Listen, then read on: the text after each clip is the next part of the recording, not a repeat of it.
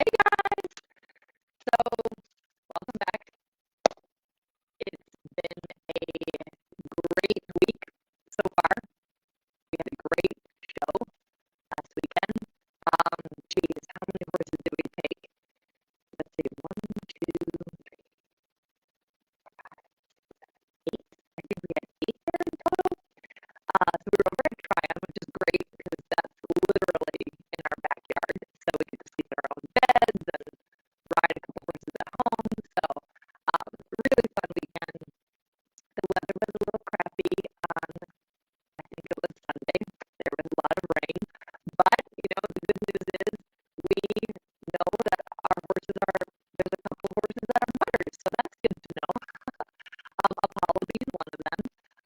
But yeah, first I just want to say a huge shout out to my team. Everybody rode beautifully. Um, Jess had Devlin there. She got great scores at first and second level for Catherine Short. He's going to go home, I think, at the end of the month, which, is what I'm going to talk about today is when is the right time to take your horse home after they've been with the trainer for a little while.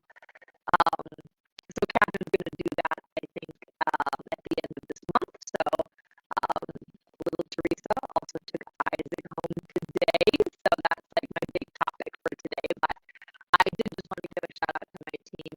I'm so proud of how everybody rode. Jess is bringing along Devlin great. He's going to be ready for his mom in another month, so that'll be great. Ashley rode easy in Perusula. It was really fun to help her. I think it was on Saturday that we really spoke about how much less easy needs, and so that's been a wonderful piece of her education because some of you know Mr. B, and Meredith is an amazing horse, but that was her first horse up through all the levels, and he was very slow and very lofty. My voice is underwater. I know, it must be these headphones. Okay.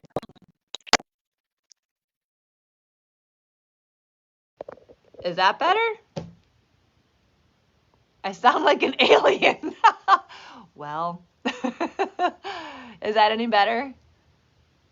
Can you hear me now? Can you hear me now? I don't know what's going on with that. It must be my earphones. Yes! Randy says it's okay. Am I getting the 2 thumbs up? Yes, it's now still not working. Oh! Benny gave me a thumbs up. I don't sound like an alien anymore. Okay. Okay, perfect. So, to start over one more time, we had a great show at Tryon, and one of the topics I'm going to talk about tonight is when you put your horse in training, when is that right moment to bring him home? And so that is the big thing we're going to talk about later, but I did just need to give a little shout out to my team. I was so proud of how well everyone rode this weekend. Jessica Davis, she rode Devlin, who is Catherine Short's horse, and she's going to be taking him home at the end of the month. And so it was really fun to watch Jess pilot him around low 70s first level and second level, so that was really exciting. Ashley did a great job on Easy, who did 4th level test 3, which is hard, and Pre St. George. And it was really fun. I think it was on Saturday that we really talked about how to coach him and do way less, because the last horse she had to show and got to develop and bring him up the levels was Mr. V, which is Veritas, and he's a really big swingy mover, and so he was always a little bit too slow, and she always had to make these big aids. And so to get on a horse like Easy, even though she's doing the same level with the Pre St. George and stuff, it was totally different ride. Easy does not need that much. So that was really fun to kind of coach her and then watch her be able to do it so beautifully. To really, we all strive to do less, that's one of the hardest things about dressage is do less. I remember Walter Zettel would always say, "Oh, you could canter 3 horses with that aid." And I always laugh because that makes me giggle every time. So it was fun to watch Ashley really feel that out and change that in her riding with Easy at the show. Carusala is a hot red ticket, that lady. So it was her second show, I think, of her whole entire life. So she had to take it all in and cope with everything, and it was a really great learning experience. And yeah, just keep chopping the wood. That's the only thing we can do.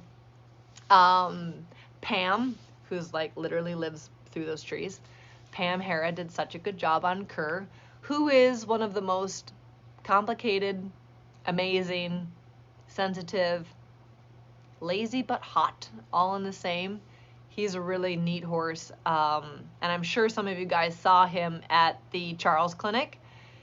He is very, yeah, just like temperamental about how he wants your aids on him. So to take him to the show is a whole nother challenge on, like, you know, we would joke about like too far, 1 millimeter too far. And then he has to halt and just like politely come into the halt and not go any farther. So, you know, to show that horse pre-St. George is not so easy. And she did great. We got scores for our silver medal. So we got 1 more to go. So that's exciting. And our new bar manager, Eliza, I mean, she is a good test rider. So that was really fun to watch. Super accurate, really focused and disciplined and calm, like amazing. And her horse really did. She got her first 4th level score for her silver, and she got qualified at 3rd level, so with some big scores. We just missed 70% on the second to last on the last day, but she rode beautifully. Had him really in a good balance. She's so accurate. I loved it. Yeah, and then it was my 4. So Freddie survived, and yeah, it was good. He took it all in. He actually was super cool in the stall, so that's good news. Darby was awesome as always. Like, it's his favorite thing. I thought the pictures of me braiding, like Darby is like ears forward, like show, I can't wait. And then Apollo's picture is like, you know, what are we doing? Where's the grass? So that was funny. Denali schooled, also really great. That was really good for him to go.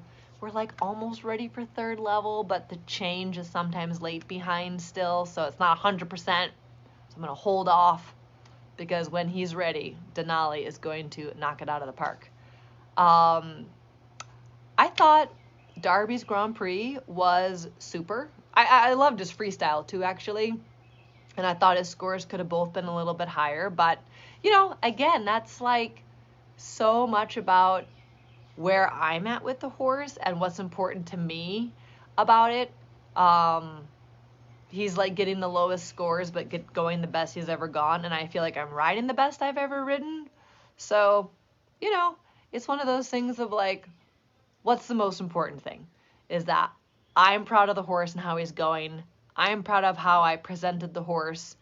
And the scores are going to fall where they go. You know, the chips are going to lie, you know, where they go. And some of that I can't control. I can control how well I prepared. I can control how fit the horse and strong the horse is. I can control my nerves and my presentation of the horse.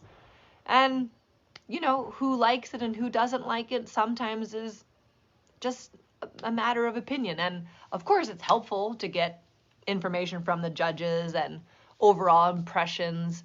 But you would really like to ride by and slide a little piece of paper and say, like, 3 months ago, this looked real bad.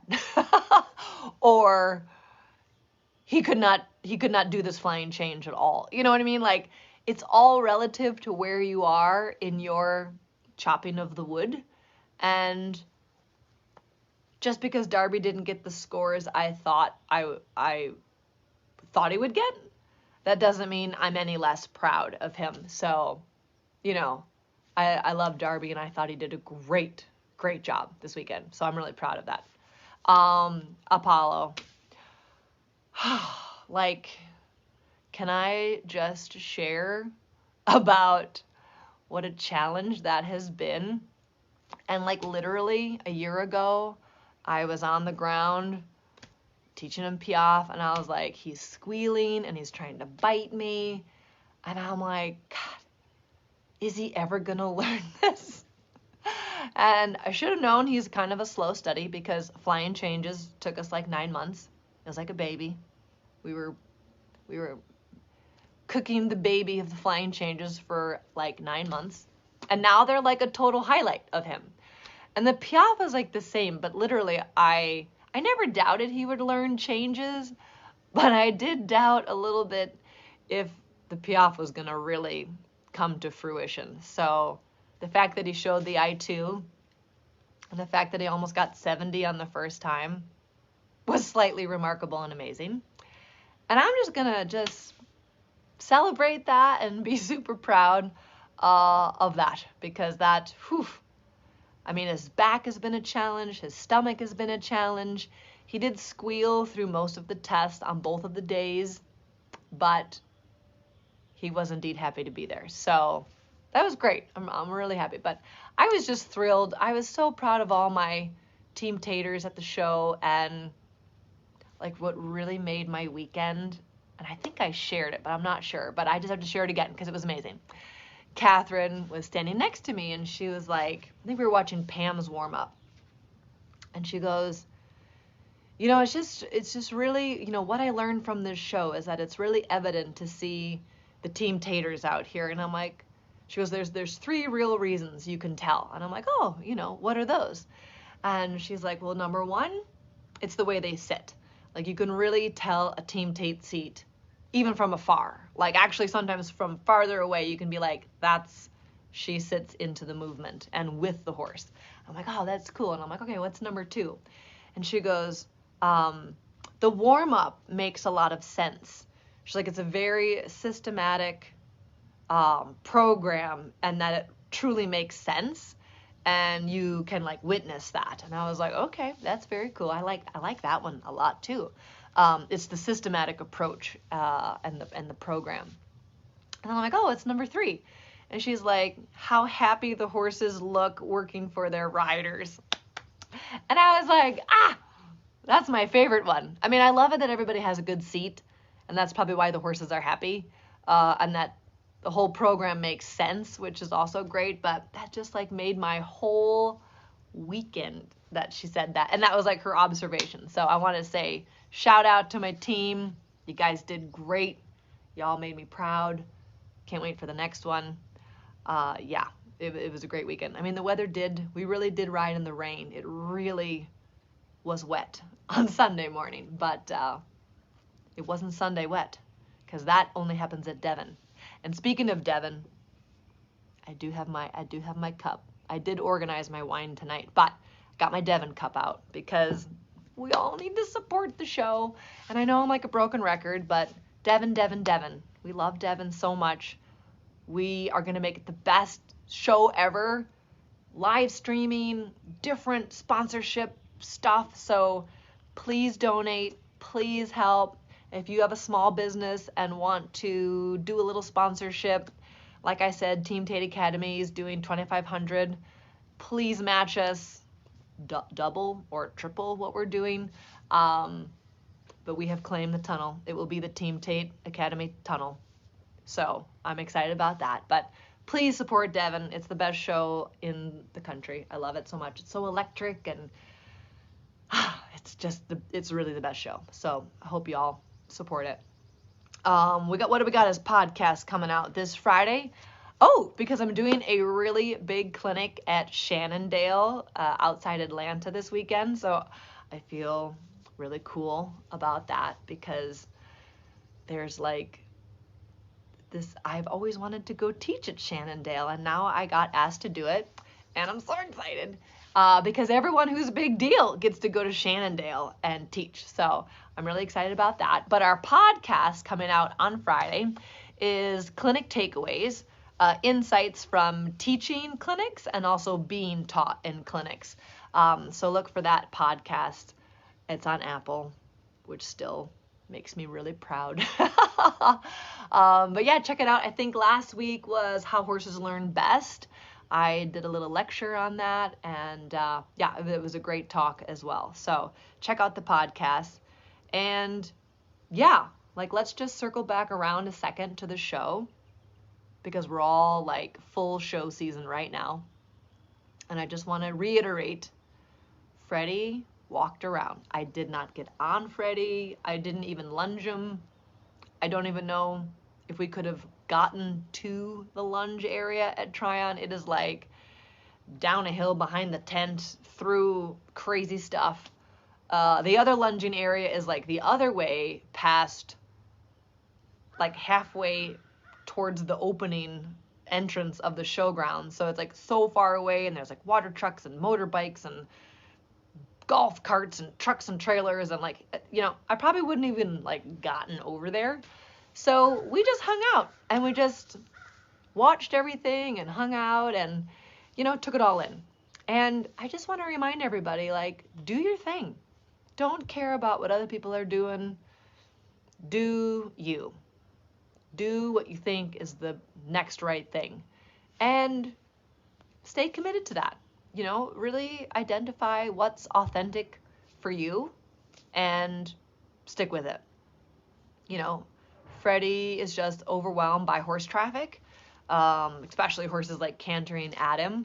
So to put him in a situation where he would be super insecure and a little bit scared, that's not helpful for anyone. So not only is it probably not that safe, but it's also like, for what? For my ego, for people to see that I can like handle this horse. It's like, I can handle him fine, but I just don't want to put him in a situation where he's going to get so overwhelmed he makes a bad decision for himself. So, you know, and then, you know, it's always easier to create situations that build confidence versus having a small disaster and having to like rebuild the horse after a little traumatic event. So we just be smart on the way up the ladder. And Freddie's going to turn out just fine. And the fact that he just needs time to take it in, that's okay. The horse is on their own calendar. How long it takes is really up to them. And we're going to keep challenging him, stimulating him, taking baby steps. But every horse is a little bit different. And what one does at 5 doesn't mean they all have to do at 5. Maybe Freddie goes down center line when he's pre-St. George and 8 years old. It doesn't matter. What matters is what's right for him. So I want you guys all just take your time, do your thing, have confidence in your thing. So that's the big main takeaway from the horse show. And have perseverance. Chop the wood. Like Apollo. Wow, just look at those pictures. I mean, that's a totally different animal. Darby too, actually. Well, I mean, Denali too. They're all like changing so much. And it's so fun and rewarding to see them kind of grow up. But back to the main topic, which is, when do you know it's time to go home after you've put your horse in training? Because little Isaac went home today. We all kind of cried a little bit. And I mean, he's been here 2.5 years, and that's like so long. I didn't think it was that long. I mean, it kind of felt like a long time, but then it didn't. Because little T, he actually kicked her in the arm, compound fracture right in the forearm, while she was leading him. So everybody thinks he's like this cute little innocent pony. And then I'm like, I had to remind some of the girls that work for me, I'm like, I know you think Isaac is sweet and little and well-behaved, but I will remind you, he is the only horse, knock on some wood, he is the only horse on this property who has successfully kicked a compound fracture in the forearm of the person who is walking him. So pay attention. As Richard would always say, like, expect the unexpected. So that's also just good advice in general. So always pay attention what's going on. But Teresa is ready, and I have been sort of waiting. I didn't want to push because I didn't want her to think I was pushing her out. And he was like in a really interesting place, and I will share some videos because today there were like almost like legit canter pirouettes. This is like a rescue pony who's like built downhill, who used to have like a 4-beat canter behind the vertical. I mean, it's like, was so exciting. It was so exciting. So hopefully she'll send me those videos, and you guys can see those too, because it was very cool. Because all of a sudden she's on him and she's like, I think I want you to ride him. And I'm like, okay, I'll ride him. And she goes, I'm going to videotape because I wanted to see where you're at with everything. And so yeah, he came, he kicked her. And so she came, I think it was January, February. And then they were getting ready to do the changes. And then I came home and took over because he was karate chopping, kicking quite a bit, bucking a bit. And then it was like the flying change hell for kind of a while. And then he got better, and it just like went, they got really good. Now they're like a highlight, and he does like 2-time tempies, and he's amazing. But then the next challenge was, I got to teach him how to do these pirouettes. And I also have to help him learn how to half pass. So we also got really good half passes today. So I'll share that all in the comments as well. But I think when we think about like, why did I send my horse for training so many times, it's because I need it to be safer or gain more confidence in something. And so he's ready to go home when you as the rider feel safe on him. If it's a young horse and you just send him out because he was a little insecure about cantering, like make sure you feel comfortable and ready to take him home. That you can ride him with the trainer, you can ride him without the trainer. Because you don't want to have these, you don't want to be impatient and then have these setbacks because you wanted to like rush him to get home. Like take your time, make sure you feel totally comfortable and safe on the horse. Like that is the big thing. I also think horses sometimes get dropped off to learn a specific thing, like flying changes is a perfect example. A lot of times we have horses come and they're like, oh, I'd really like you to clean up the changes or teach them the changes or whatever. And make sure when you're going to take that horse home that you really have waited till the horse does that hard thing very confidently.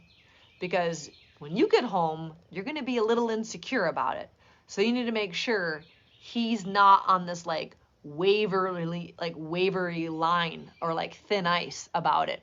Like he is like for sure confident, like boom, I know exactly what you want. I learned this. Even if you're not maybe totally secure on it, I got it, and I know sometimes that like costs extra money and more time, but I promise you, you will not feel like it'll pay you back in spades. I think it's also important to make sure the horse, along those lines of his mental understanding, I think it's also important that the horse has been in the program long enough that he is like strong enough to, be able to guide you. So not only does he like mentally need to know it mentally, but he also has to be physically strong enough to guide you through that new thing as well. I think that's important. I think a good decision for you to take the horse home is that, and this is one of the main reasons for little T, and she's totally ready. Like, she's totally ready. She was sad. She did cry. And then I kind of cried. But like, I'm not going to not see her. It's not like she's leaving forever. It's like she's going up the mountain to Knoxville. And I teach clinics there, and she comes down, and it's all great. But it's just like, she's one of my favorite people. And I love that little horse so much. But one of the main reasons was she needs to get fit, and she rides horses at home, but that horse in particular has a lot of movement, and that challenges her fitness and like takes her riding to another level. And so it was important for her to take him home to be able to get fit on him, at home. So I think that's great. I think she also, and she was so cute when she said this, like she missed him. because he's a lot of personality and really wonderful. So she missed him. And I think it's important when you feel you want that connection and that emotional and mental connection with the horse, it's important to be around them every day.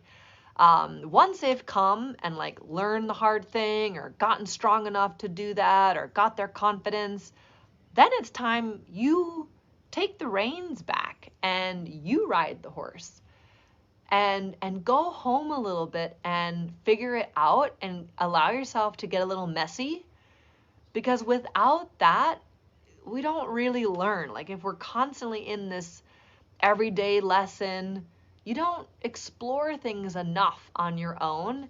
And as much as I absolutely hated the time I would be frustrated or not know the answer in my arena in Wisconsin, those were the real learning times.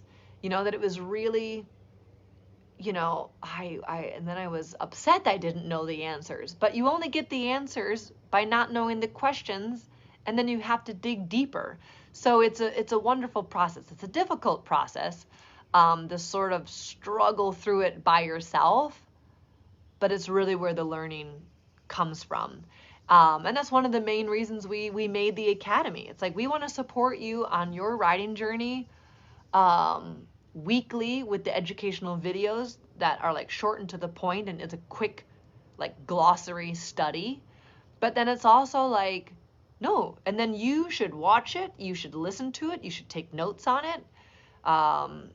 Auditory, kinesthetic, visual, and then with the kinesthetic part, go try it on your horse. Go see what that feels like. You got a visual, you got what it sounds like, you know, you got the idea.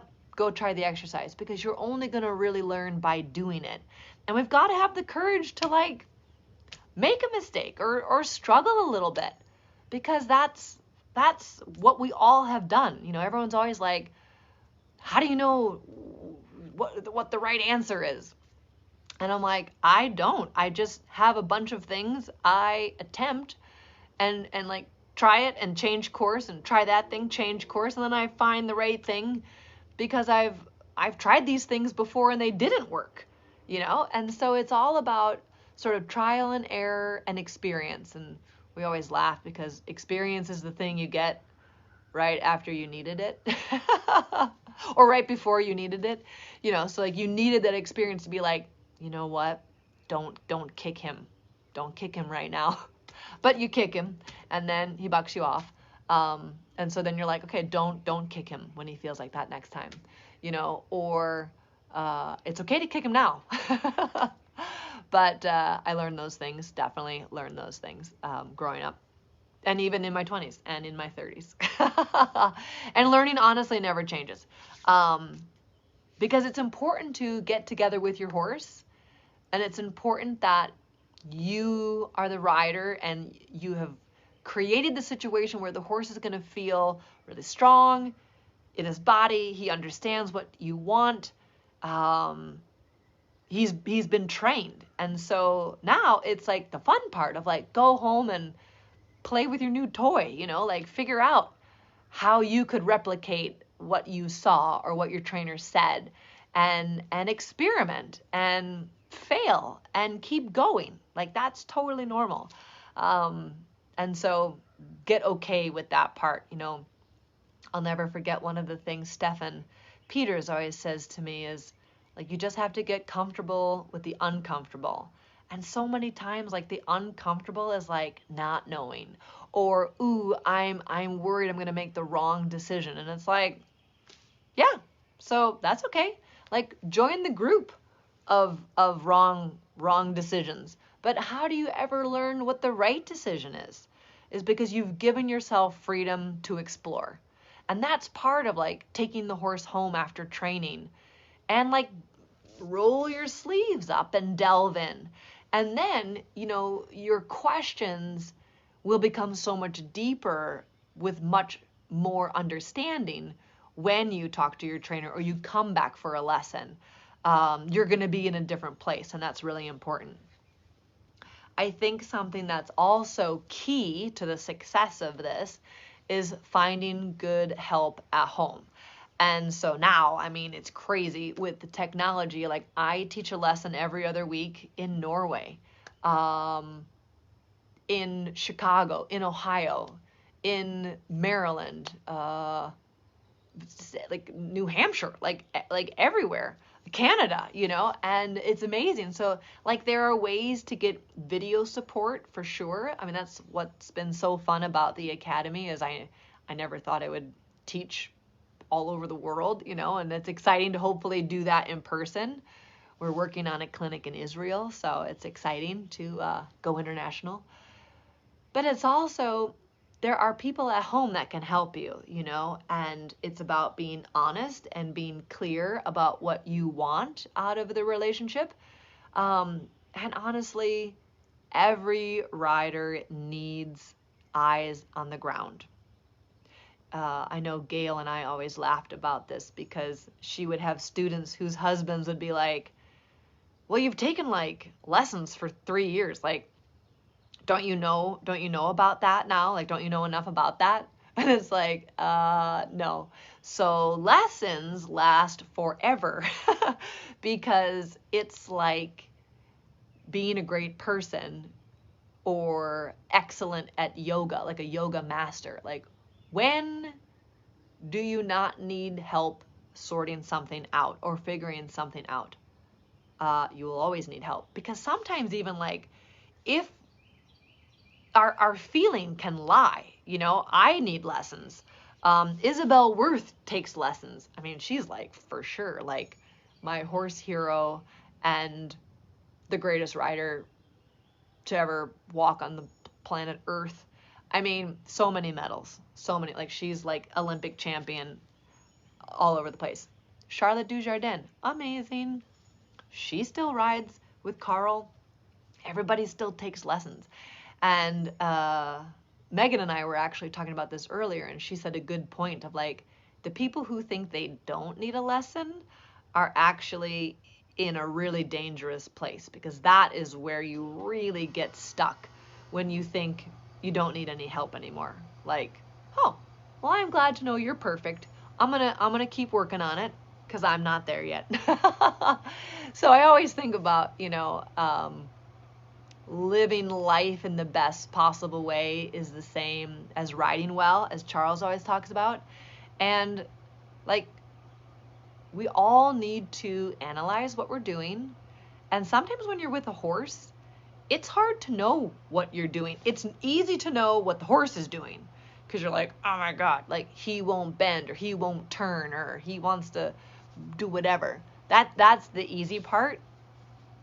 But maybe you're doing something to cause it, but your body feels like that's normal. And so you can't decipher what you're actually doing. And that's not because you don't have good feel. It's just because it's become like a body habit for you. And so it's important to have somebody on the ground to have those observations to help you through that. I just had Ashley sit in on a horse yesterday because I'm like, my feeling is I want to do this. What do you think? You know, is that like, I really want to go forward. Like, am I going too fast? And it's like, no, it's on a young horse that needs to get going and wants to have a tendency to be behind the leg. So until he is forward as a state of mind, he must run. As Allie Brock would say, maybe for his life. So, yeah, but I just wanted to make sure it wasn't going too fast. So I had Ashley come out and give me her opinion. So, like, finding good help and someone to give you eyes on the ground, like, God bless my mom. I think she's watching, because it would always be like, what does this look like, you know? And it's always important to have somebody on the ground that you trust, who knows you and also knows your horse. And, you know, that can be in a lot of different people. I mean, I remember teaching my grooms, like, for flying changes, I need you to tell me 3 things. Is it late behind? Is it good? Or is it together? Those are the 3 options. And I need to know exactly when it happens, because I can't always see it in the mirror, or I didn't have mirrors. So I needed to like have that. And I see Kelly just said, trust is the thing. That's so true. And then Greta said, problem is finding the quality person on the ground. I miss you too. Come and visit. Come and visit. Greta and I ran a farm together for a long time, and I miss you too. Yeah, and it's like it is trust and good people on the ground. But, and again, if it's not working with someone, it's okay to not go back. It's okay to just say, I just don't think this is quite the right thing for my horse at this time. But thank you so much for your time, and find someone else, you know. And it's always okay. We must always be the custodian of our horse's spirit and their training and their spokesperson, because they don't have a voice. We are their voice. So it's important to really take into consideration what they want as well. So a little cheers to that. Not only at the horse show, do your thing, take your time, you do you, but also when it's time to take the horse home, enjoy it. And don't be afraid of the struggle. The struggle is what brings the growth. And through growth is what brings knowledge and understanding. And that's what we're all going for. So here's to all of you. I hope you guys all have good help at home. If not, join the academy. And I hope to see you soon. Make it a great night. And thanks for joining. Bye.